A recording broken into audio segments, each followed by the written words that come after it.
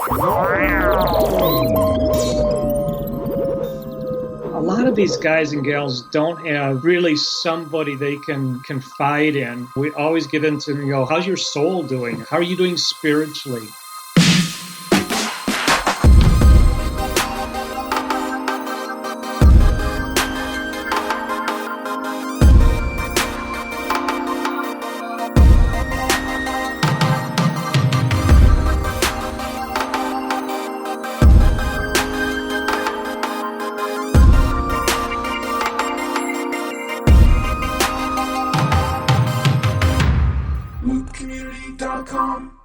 Hey, welcome to the Loop Community Podcast, where we are passionate about providing worship leaders with quality and affordable resources to help your band sound great, but most importantly, to help you sound like you.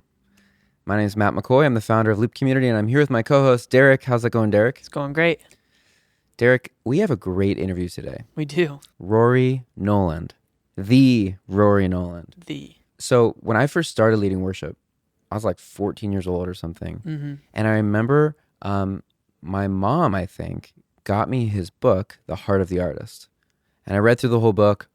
A couple years later, when I was on staff at a church full time, I actually took my whole worship team through The Heart of the Artist as like a worship team devotional together. And it was amazing. Well, then he had another book. Fast forward like probably 13 years or something.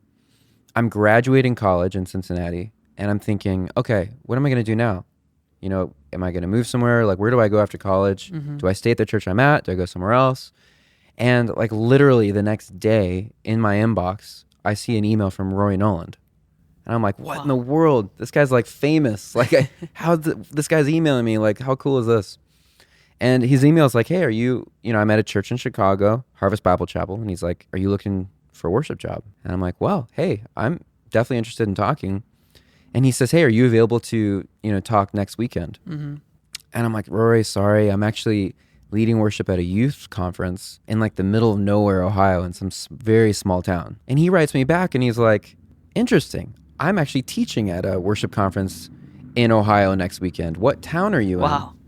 And turns out we're both in the exact same small town in Ohio at different conferences. Because I thought maybe we'd be at the same conference. Right. Because how many conferences can there be in this town? Small same town. Weekend. He's at a different conference. Wow. I'm at another conference down the street. And we end up meeting for coffee at a Starbucks halfway in between the churches. And awesome. We met, and our relationship, just continued from there. I ended up going to Chicago, and I was on staff at Harvest Bible Chapel for like 9 years, and he was my boss there, and such an awesome experience. I bet. Because Rory is like the worship pastor's pastor. Yeah. He has all these books, but he has like so much experience worship leading and pastoring worship teams. If anybody's ever gotten to hear him just talk about, art in the church, I mean, Rory just has such an awesome perspective on integrating the arts, not even just music, but everything. Scripture. He's got an awesome blog where he's always writing about scripture. That's good. And I just remember being led by Rory was a really amazing experience. I bet. That's awesome. And so I'm excited to share this interview with my good friend, Rory Noland.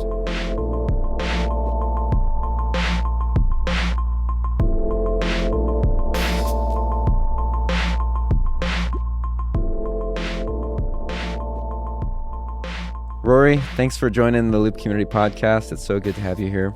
Thanks, Matt. It's great to be with you, and whoever's listening, wish them greetings, and glad we're all together here. Oh, man. We go back probably 10 years, right? Yeah. Back to Harvest. Well, we both have some roots at Willow Creek. Yeah. Which is interesting. You were the worship pastor there for how long? For 20 plus years. So. Wow. And then you were at Harvest Bible Chapel, where I worked as well, and you were my boss. That's right. Headed up the worship ministry there, and pretty awesome. But I knew you way before that even. I knew of you. You didn't know of me, but I had read The Heart of the Artist. Oh, cool. Which I know many worship leaders probably listening to this have maybe read your books, Heart of the Artist or Worship as It Is in Heaven. Okay, cool. Yeah. And then you have another one. Isn't that Heart of the Artist 2? Or? I actually have four. The second one was thriving as an artist in the church, is kind of a follow up to Heart of the Artist, kind of taking the discussion leader and then the discussion deeper. And then the third one was worshiping as an artist in the church, which is designed for worship teams, just basic theology for what we need to know to lead worship. Right. It's so important. And I know the Heart of the Artist had a huge impact on me as I was growing up. I probably read that when I was 14. So as I started my worship journey, and for those of you guys who are listening, Rory Noland is kind of like the worship pastor's pastor, the Obi-Wan Kenobi for worship leaders. There's just so much knowledge. And I know that with my time working under you and serving under you, like I just felt so pastored and led by you. So I thought it'd be awesome to have you on to kind of do that for the worship leaders of Loop Community. So could you just kind of kick us off and give us just a little bit of background of your musical journey and how you got started leading worship? My musical journey, I originally wanted to be a film score composer or a songwriter or a series composer. And that's what I went to music school for. And I mean, that's where my dreams were. I was a Christian, but at that time, especially, there was nothing happening in the church musically. So I never gave the church like a second thought. And so when the Lord started to lead me towards church ministry, I was like, you got to be kidding, Lord. In fact, I'm a little embarrassed by it now because I was like, the church is where artists go to die. It's the last place I want to invest my time, my talent, and I kind of saw the church as really backward, musically and artistically, but over time, the Lord really worked in my heart and made me realize this is where I want you. So I came in kicking and screaming, but I have certainly, enjoyed my life in the church, my ministry in the church. And now I can't see doing anything else. I'm so glad that God led me to where I am today. Where did you first lead worship? Like, what was your first experience leading worship? It's probably for a youth group out in Colorado. After I finished music school, I moved out to Colorado. My best friend actually got involved in a church. He wanted to know if I wanted to move and be with him and lead worship for the youth group. So I didn't have a job, just got a job at a mailroom at a construction company or something like that, that was my very first experience leading worship. And then you transitioned to Willow Creek at some point, or? Yeah, I had been involved at Willow actually during college, and it's kind of where I got started. But I wasn't, I was leading worship a little at that point too. I forgot about it now that you bring it up. But yeah, I would kind of fill in here and there, leading worship for the youth group at Willow too. That's awesome. So tell us a little bit about the Heart of the Artist and where that came from. Yeah, well, my overall mission is to serve artists in the church. And so, especially over time, it's become somewhat multifaceted. I serve artists through the books I write and through speaking conferences and in teaching. I also mentor and coach worship leaders one-on-one. I teach right now. I'm even teaching at a Christian college and investing in the next generation of worship leaders as well. So it's kind of it's been fun. It's been I like the variety of what I get to do in this season of life. Are you still leading worship? I'm leading worship for a ministry called the Transforming Center, which is a retreat ministry for church pastors and worship leaders that specializes in spiritual formation. And so, those are my two passions, worship and spiritual formation. So, to be able to lead worship in a setting like that is pretty special. Yeah, that's pretty awesome. I think you and I have some similarities, not only in that people sometimes think I'm your son. Yeah, that's right. Which I take as a compliment. Right. But also in that the transition from being maybe a full-time on-staff worship leader, but transitioning to then providing worship leaders with resources or helping them. What was that transition like for you? Because you were full-time at a church, like I was as well. Yeah. Well, it's funny, Matt, because, I was at Willow, and I thought I was going to spend the rest of my life there. And, I built up the ministry and everything. It was going well. And there were some changes going on in leadership. So some of my responsibilities were kind of realigning, and which was fine. But it caused me for the first time in my life to question, Lord, do you even want me to stay here? I mean, like I said, I thought I was going to die walking the halls of Willow or something. And that was the first time that I started to question. And over several months, it was very clear to me that the Lord wanted me to embark on a ministry that served artists in the church. That calling became more clear, and that's why I left in 2004. It was, and it was difficult because I really out on a limb. It's like, you give up your cushy job at a church with the regular paychecks, to go out on a limb, as you know. And but God has blessed and provided, and it's been great. Yeah, it is pretty incredible how you just take the step and then you see how God provides, makes a way for it. So the worship coaching, worship leader mentoring and coaching that you're doing, I think that's so cool. Can you just give us a little glimpse of what are the main areas when you pull in a worship leader for coaching? What are some of the main areas that you focus on? Well, for each person, it's really designed to meet, whatever needs they have, their specific needs. So it's different for everybody. Most of the people I meet with, we meet once a month, and it's usually by phone or by Skype because they're kind of scattered all over the world, actually. And it's about an hour meeting, and we address anything and everything they want to talk about. It's whatever's going on that month. So it could be challenges that they're facing with the ministry or with their pastor, or how to get from point A to point B with either their volunteers or the church itself. So some of it's just very leadership oriented, but sometimes also we get, and especially because of my bent towards spiritual formation, we always get into how's your soul doing? How are you doing spiritually?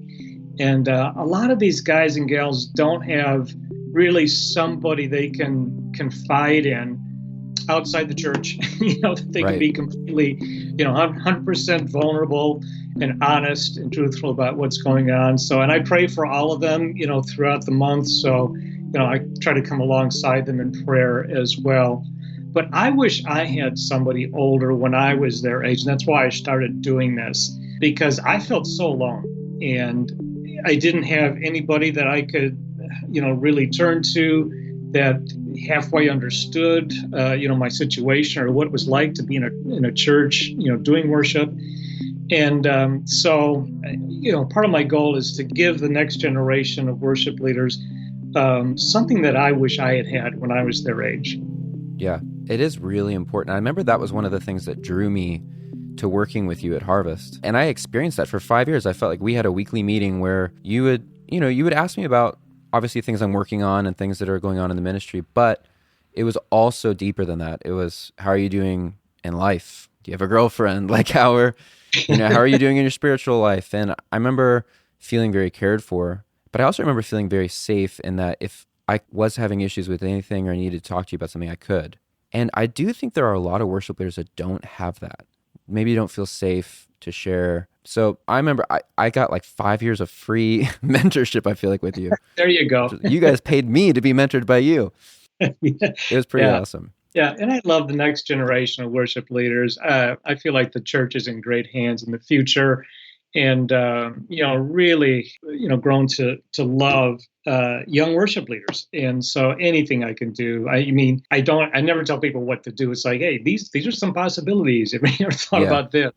Because they're smart, but it's just kind of giving another perspective. Yeah, that's so important. What would you say, as you've been doing this, are there any consistent main issues that you feel like worship leaders are facing? Well, I think today there's like two or three that instantly come to mind as far as the questions that I get asked most often. First one would be, how can I get my people to engage more and better during worship? And it's actually kind of ironic that at a time when we've got great worship happening, and the quality of the musicianship is so much better than when I first started. Got great music, got great songs being written, but increasingly, for some weird reason, probably because we live in a very consumeristic, spectator-driven society and culture, we're seeing less and less people actually singing, actually engaged in worship. It's kind of ironic. We don't always realize it, but there's always like the first couple of rows. That's where all the worship groupies sit. They're into it. But the further back you go, and I always encourage worship leaders to step out sometime and stand in the back, and you'll see what we're talking about here. And they see it, very Yeah. often. I'll see people just standing, Yep. and not moving their mouths, and they're polite. I mean, they're not, antagonistic or anything like that, but they're not really, they're watching, Yep. and it's really frustrating. And so, one of the questions I get often is, how do I create a worship culture? And, if it were easy, yeah, as just getting up there, with the guitar and singing, yeah, it would be easily accomplished. But it's a little bit more complicated than that. Prime is the easiest way to run all of your multi-tracks and live performance. Download Prime from the App Store and browse our catalog of thousands of songs at loopcommunity.com. Prime has a full audio mixer, which allows you to adjust the volume, mute, and solo individual instruments in a song. Every song comes with a click and cue track, which will guide you through the song as you play. It's never been this easy to use multi-tracks and live performance. Download your copy of Prime today.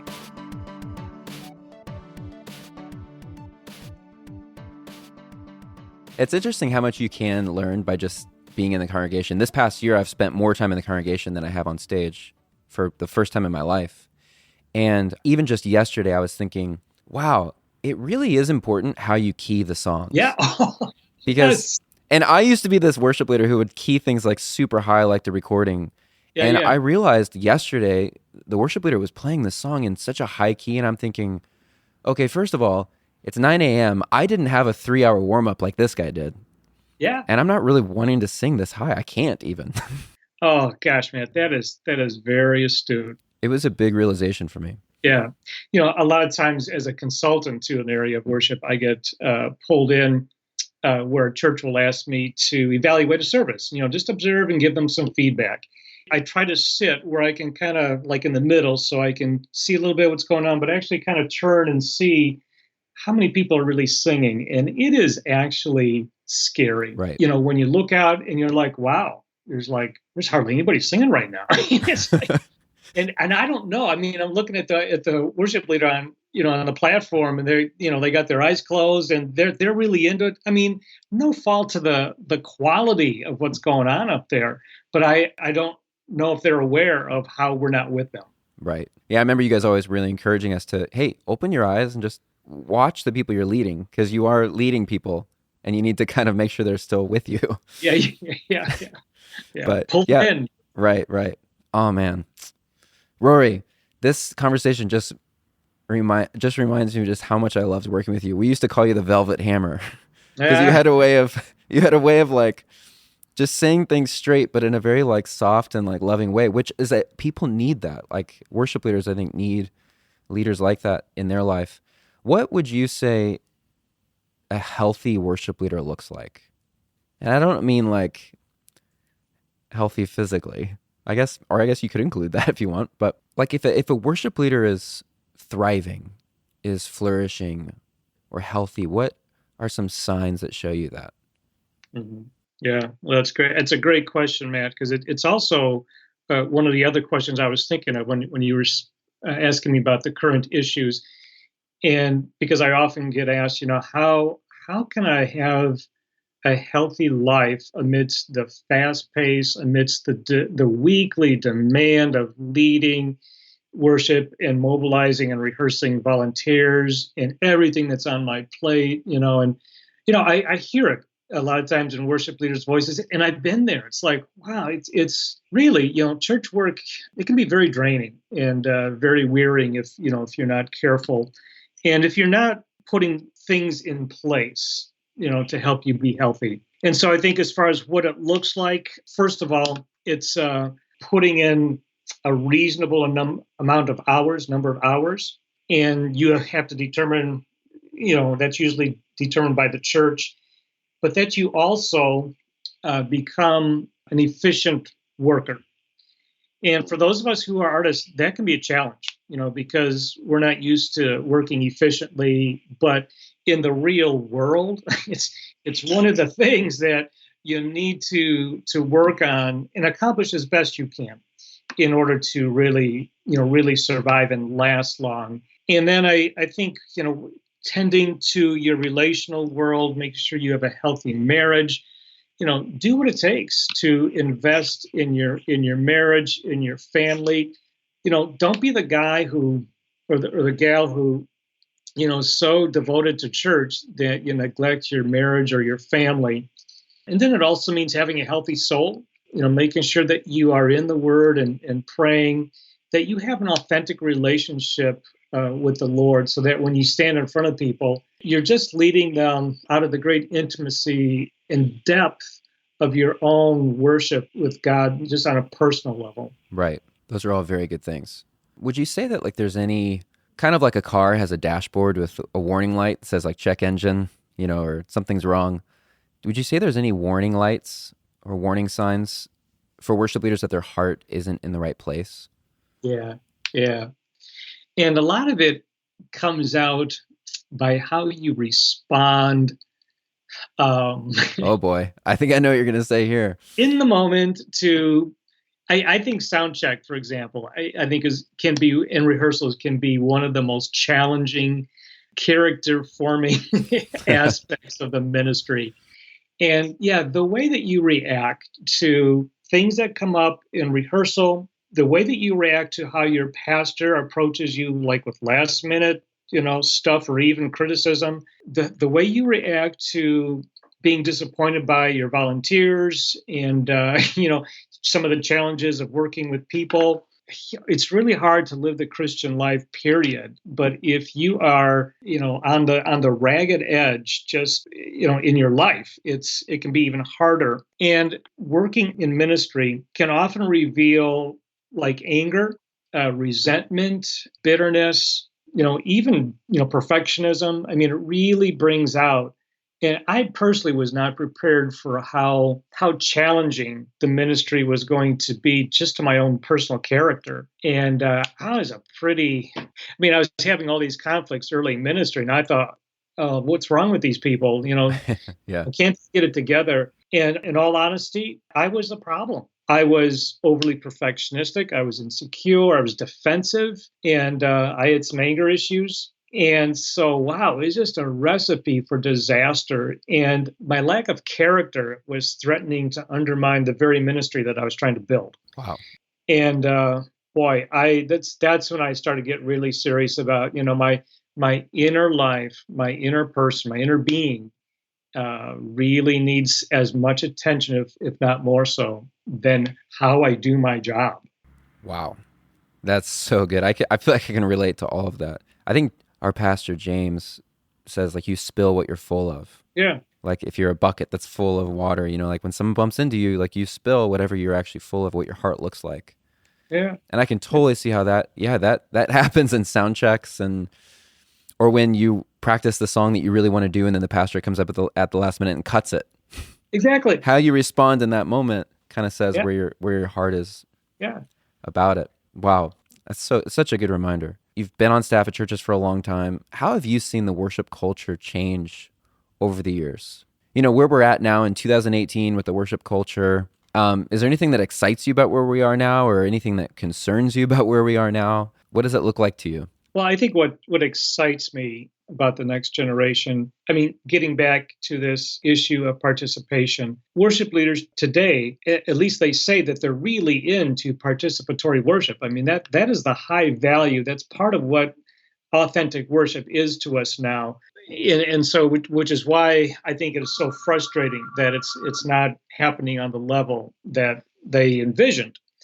And so the idea of participatory worship, first of all, is such a welcome relief from the attractional model that Willow actually pioneered and perfected. It's just not where worship is at these days. And so I'm excited about that. I'm also excited about the level of spiritual depth that I see worship leaders want to go, especially those I'm mentoring. There's a deep desire, to be all that God has for us to be.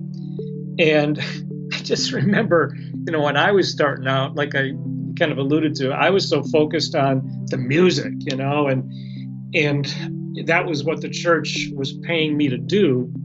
And nobody would come along and pat me on the back for having my quiet time this morning. That was not like part of my job description. And so it's easy for that stuff to fall off the radar screen. And that's when I woke up to like, wait a minute, if I don't tend to that, then I'm not going to be able to do my job effectively over the long haul. And the quality, in Corinthians, where Paul talks about, building, the ministry on gold and silver instead of hay and stubble, really convicted me about the kind of ministry that I was building. And am I building something that really has depth and longevity to it in the long run? So I'm very excited about that. I'm also excited about the hunger that I sense in worship leaders today to grow spiritually, but also to grow in their understanding of worship.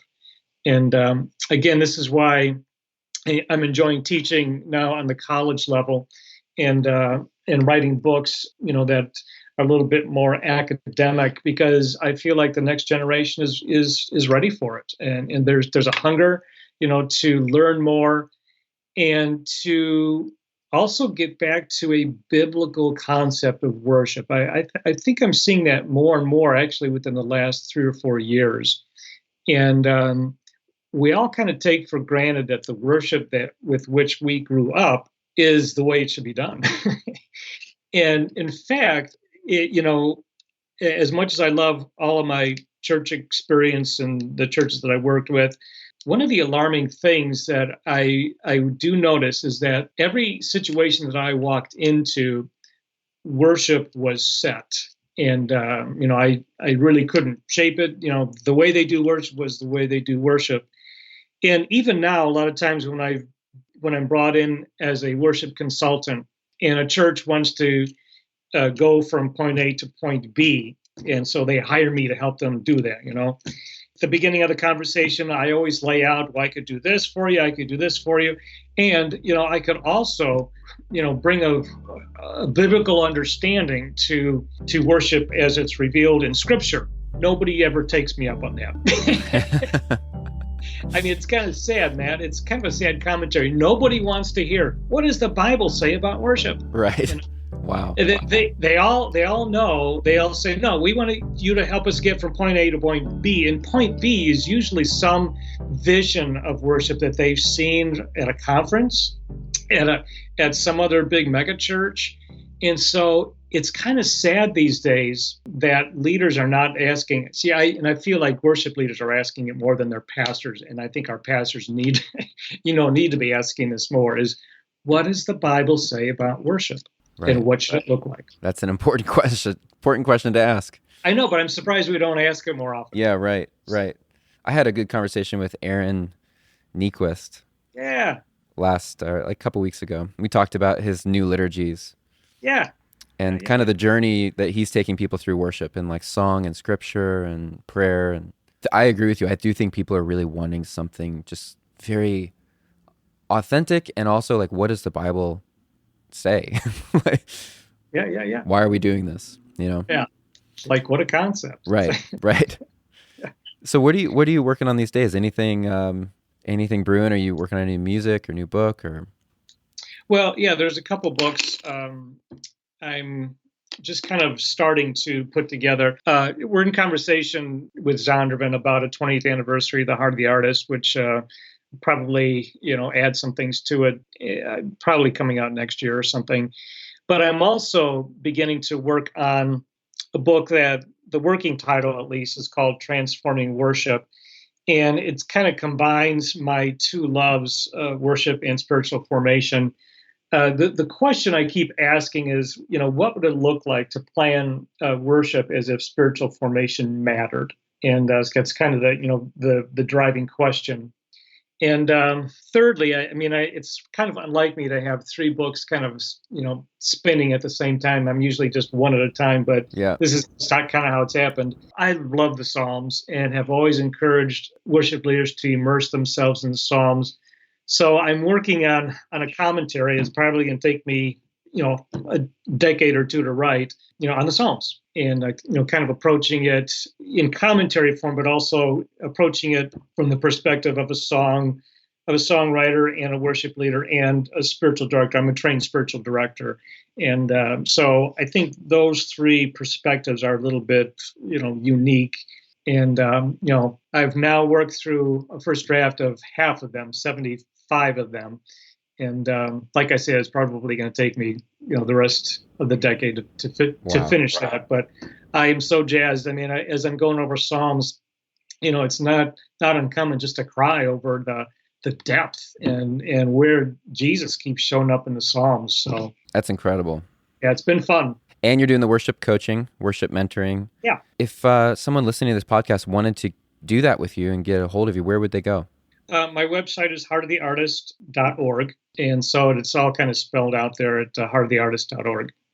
Okay. If you're listening to this, you're a worship leader and you feel like maybe you're the only guy on staff leading worship, you don't have a pastor helping you out. And I highly recommend time with Rory. It will be money well spent, that's for sure.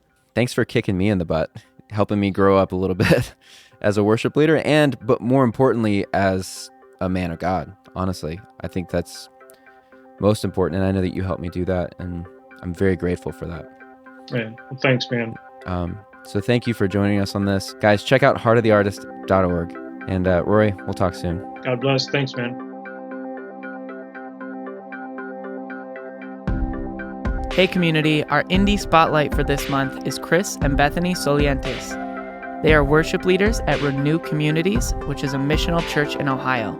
They're husband and wife and met at Grace College in Indiana, and they have been writing and leading worship ever since. They have committed their lives to showing people the love and faithfulness of a God who is always near. Let's listen in as Bethany talks about their latest album, Steady, Able, Constant, and True.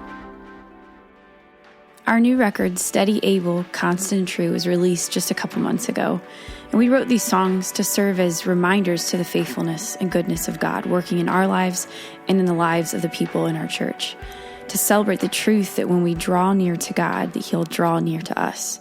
In the Old Testament, the Israelites would often build altars to remember important events or times when they witnessed God's faithfulness. That's why we wrote these songs, to serve as altars that remind us to worship Him because of who He is, because of what He's done, how He's proved Himself faithful, and the lives that He has renewed and restored. That's awesome. Thanks for sharing, Bethany. Now let's listen to their song, I Will Sing, off of their new album.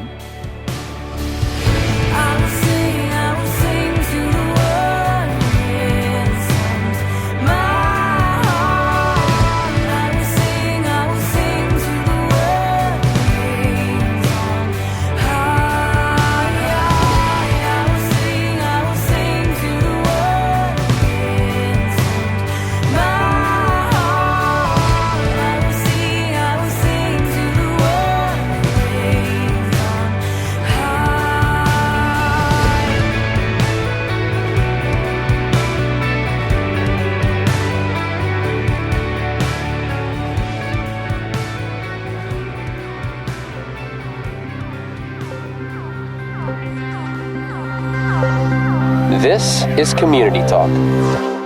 All right. What an awesome interview with Rory. That was great. He's like slam dunk every time you talk with him. Yeah. I think about like what I was telling you earlier, that I took these guys, like, my worship team through it when I was like 13 years old. Right.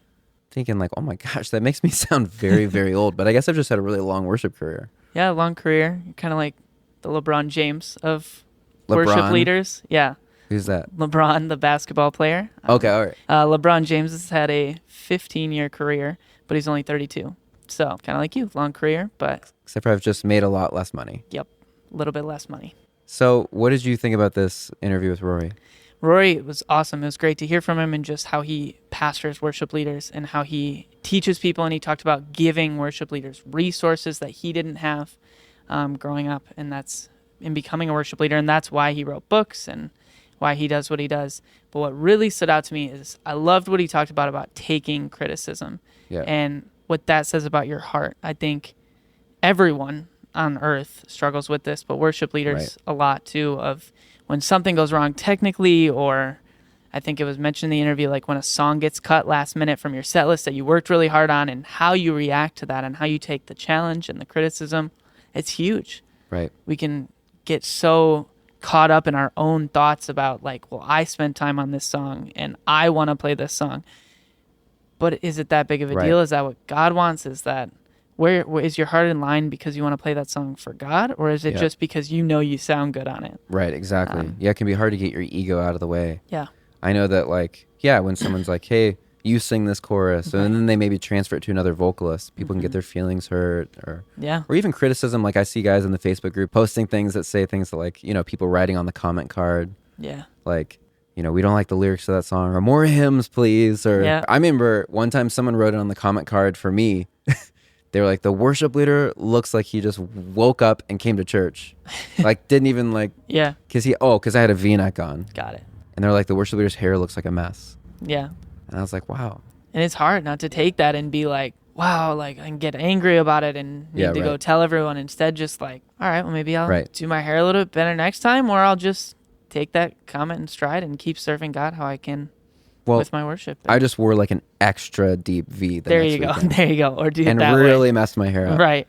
That's another option. Yeah, I mean, that can be a really hard thing to do. Yeah. And I guess it all comes back to like just the hard issue of like, why are you doing what you're doing? Right. And like understanding that like you're there to like serve other people. Yep. You know, this isn't about me. It's about serving others and, you know, taking that criticism to get better, but also taking it to be like, well, maybe we do need to add some more hymns in. Yeah. You know, like it's not only my musical preference. Right. Or maybe we do need to lower the keys of the songs. Yeah. So that other people can sing. So that everybody can with sing me, and it doesn't sound which is too high. A pretty important piece of worship leading. For sure. So I think there's so much we can learn from criticism. And, you know, I think what's hard is that sometimes people don't know how to deliver criticism. That's true. So it can come across as mean. Yeah. And it might be actually mean-spirited. Right, it might be. Then it kind of then falls on us to like understand that and then break it down and interpret it in what they probably meant or trying to say, and how we can use that to, you know, make the worship experience the best. And yeah, it's funny when he says, you know, like the pastor comes up and says, hey, we're going to cut that song. Yeah. And you're like, what? We just spent like 4 hours rehearsing this song. I spent all week long making the tracks for it or like the chord chart, and now we're cutting it. And it can be like really disappointing. Mm-hmm.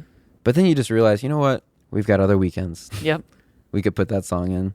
Yep. You know, and my job here is to serve, you know, the people of this church, not my own agenda. For sure. But that's a hard thing. It's a battle. Yeah. So it's good. I highly recommend anybody to check out Rory's books. Yes, check him out. If you can see him in person at like a retreat or a workshop that he's teaching, definitely take advantage of that. He'll just pour into you and make you a better worship leader in so many different areas, not just even technically, but just your heart, taking care of your heart well. And that's awesome. So thanks for joining us on this podcast. See you soon. See you. Thanks for listening to the Loop Community Podcast. If you've enjoyed our podcast, we'd really appreciate it if you left us a review. Oh, and don't forget to subscribe.